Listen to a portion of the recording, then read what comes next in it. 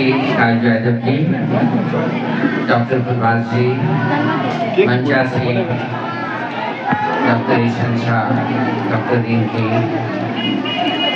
हमारे अत्यंत प्रिय हैं ये लोग, यीशु जी हमारे साथ आए, आचार्य जी, और यहाँ पर उपस्थित लाइफ केयर के जितने भी सीनेट, जब हम आते हैं तो डॉक्टर प्रभात के इर्द गिर्द देखें, बिना समय गंवाए हुए हम केवल आपको बोध कराना चाहते हैं।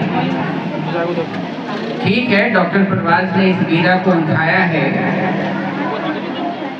हम अक्सर कहते हैं जीना सीखना हो तो बंगाली से सीखो, इकोनॉमिक्स सीखना हो तो बंगाली से सीखो, समाज को जोड़ना हो तो इस्लाम से सीखो, और जो आप कमाते हो दुनिया के किसी ग्रंथ को उठा करके देख लेना,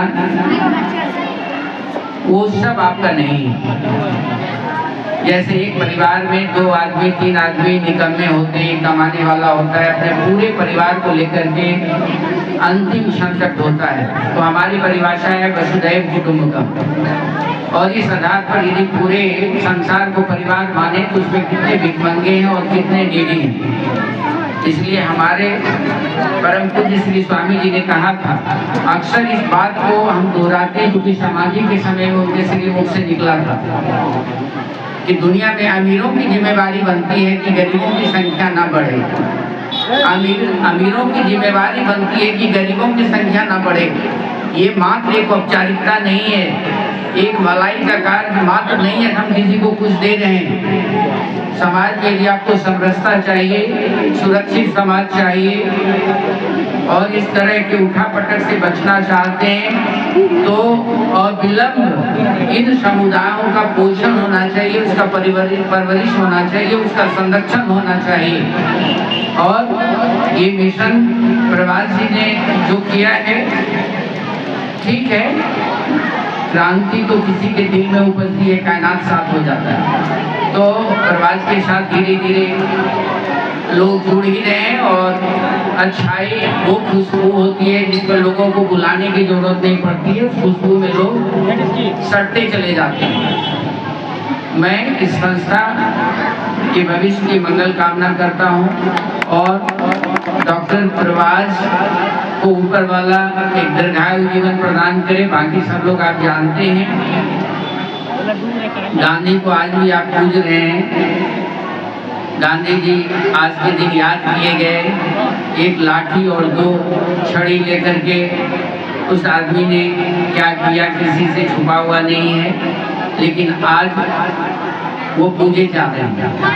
हम जीवन में कमाना जानते हैं या खाना जानते हैं या भोगना जानते हैं। श्री स्वामी जी ने समाधि के समय में उनके श्री मुख से एक बात हमें याद है कि अपने जीवन में उत्पादन को कभी मत रोकना, उपभोग को कभी मत रोकना, दान को कभी मत रोकना। यानी ये 3 काम यदि तुम चाहते हो कि महालक्ष्मी तुम्हारे दरवाजे पर सदैव रहें, तो जीवन में इस अपने धन को, इस साँचा से, अपने पुरुषार्थ को 3 साँचे से गुजारते रहना। जीवन भर कमाते रहो, जीवन भर उसका उपभोग करते रहो, जीवन भर बांटते रहो। उन्होंने कहा जिस दिन तुम एक कार्य को रोक देगा, कमाना छोड़ोगे तो भी लक्ष्मी जाएगी, खाना छोड़ोगे फिर भी लक्ष्मी जाएगी, और बांटना छोड़ोगे फिर भी लक्ष्मी जाएगी। उत्पादन, उपभोग और वितरण, ये आपके पुरुषार्थ, आपके धन की। और यदि 3 काम तुम नहीं करोगे तो चौथा पता ही है हम क्या बोले, तो कहता है कि उस धन का नाश हो जाता है। ये हम नहीं कर रहे हैं, मेरा कोई डायलॉग नहीं। इसलिए यहाँ पर उपस्थित सभी लोगों का अपनी संस्था की तरफ से, गुरु परंपरा की ओर से ढेर सारी शुभकामनाएं। और इस सोच में हम लोग अपनी सोच को मिलाएं, इसी तरह से हम लोग मिलें, और इनका ये मिशन, इनके जीते जिंदगी आगे जाए, लंबी दौड़ लगाए, लोगों का कल्याण हो। और ये नर्सरी है, ये पौधे जगह जगह जाए, नर्सरी से ये पौधे जो जुनून डॉक्टर प्रभात को आया है, ये व्यक्तिगत जुनून आपको दिख रहा है, लेकिन समाज को दीर्घायु बनाना चाहते हैं तो इस पौधे को अलग अलग जगहों में लगाना ही पड़ेगा। आज लगाइए, कल लगाइए, परसों लगाइए, लगाना ही पड़ेगा। ढेर सारी शुभकामनाएं, ढेर सारी बधाई। संस्था को चलाने वाले 4 आदमी, मांगने वाले, देने वाले 1000 लोग, तो ये वृद्धा आश्रम क्यों नहीं करेगा? अभी हमारे यहाँ 23 लोग मौजूद हैं। वृद्धा आश्रम में एक सिलाई सेंटर का उद्घाटन किया गया था आज से 1 साल पहले। हमारे दोस्त इकबाल हुसैन ने ये सिलाई सेंटर दिया था। अब ये बहुत तरक्की कर चुका है। उसके आगे सिलाई सेंटर, सिलाई मशीन को भी बढ़ाया जाएगा। जैसे सिटी जादव ने कहा कि कुछ फैक्ट्री का भी यहाँ हो, तो अगरबत्ती की फैक्ट्री भी यहाँ दिया जाएगा। वृद्धा आश्रम खोलने का मकसद ये है कि वृद्धा को जमा करके नहीं रखना, यहाँ काउंसलिंग करके उनके घर के हवाले करना, ये मकसद है वृद्धा आश्रम का। और ऐसा किया गया है। कई लोगों को पुलिस प्रशासन द्वारा लावारिस लोगों को लाके यहाँ दिया गया, लेकिन हम लोगों ने उसके घर तक पहुँचाया। ये डॉक्टर प्रवास का देन है। डॉक्टर MS प्रवास पूरी जिंदगी ये लाइफ केयर वृद्धा आश्रम में उन्होंने लगा दिया। वृद्धा आश्रम चरघरा झाझा में फंसा हुआ है। मधुबन होटल में बहुत अच्छा लगा आपका कार्यक्रम, अतिथियों का बहुत सम्मान किया गया। वृद्धा आश्रम को और आगे बढ़ाया जाएगा।